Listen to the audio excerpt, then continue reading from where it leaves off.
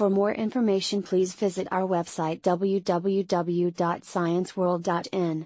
You can motivate us to do more by liking, sharing our Instagram and Facebook page. Also, don't forget to subscribe to our YouTube channel and press the bell icon to get notifications of new videos.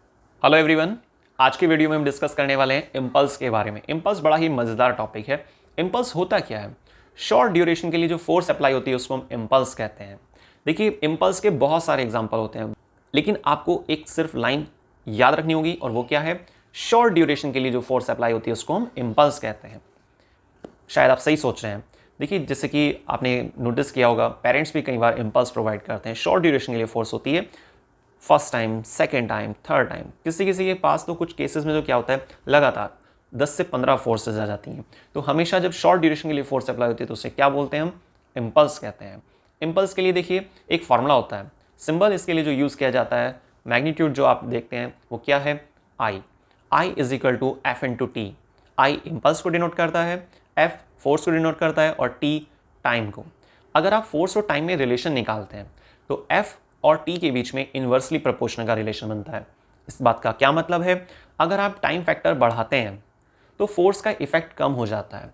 जैसे आपने notice किया होगा, कोई bat ball का game चल रहा है, आप बॉल को कैच कर रहे हैं, ठीक है? तो जैसे ही बॉल आपकी तरफ आती है तो आपके पास दो कंडीशन होती हैं, या तो आप हाथों को आगे करके बॉल को कैच कर सकते हैं, या फिर पीछे की तरफ जिस डायरेक्शन में बॉल आ रही थी आपने स्लोली अपने हाथों को उसी डायरेक्शन में मूवमेंट कराई है। तो इससे फ़ायदा क्या होता है? देखिए, इससे बेनिफिट क्या है? आपने टाइम फैक्टर बढ़ा दिया है, और जब टाइम फैक्टर बढ़ता है तो आपके हाथों पर फोर्स कम फील होती है। एक नेगेटिव इफेक्ट, एक नेगेटिव फोर्स आपके हाथों पर जो अप्लाई होने वाली थी वो काफ़ी कम हो जाती है। लेकिन शर्त क्या है इसके लिए? आपको टाइम फैक्टर बढ़ाना होगा। तो टाइम बढ़ता है, फोर्स का इफेक्ट कम हो जाता है। सेम इसी तरीके से आप एक और एग्जांपल ले सकते हैं। कोई भी ऑब्जेक्ट सर्टेन हाइट से फॉल डाउन होता है, और जंप करने के बाद नीचे एक आपने हीप ऑफ सैंड मेंटेन किया हुआ है।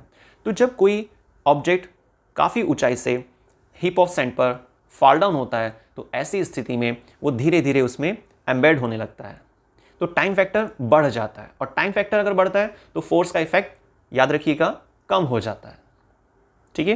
तो इम्पल्स एक ऐसी कंडीशन जिसमें फोर्स और टाइम को रिलेट किया जाता है। शॉर्ट ड्यूरेशन के लिए जो फोर्स अप्लाई होती है उसको इम्पल्स कहते हैं। लेकिन यहाँ इसी फार्मूले से I is equal to F into T से आप काफ़ी सारी चीज़ें कैलकुलेट कर सकते हैं।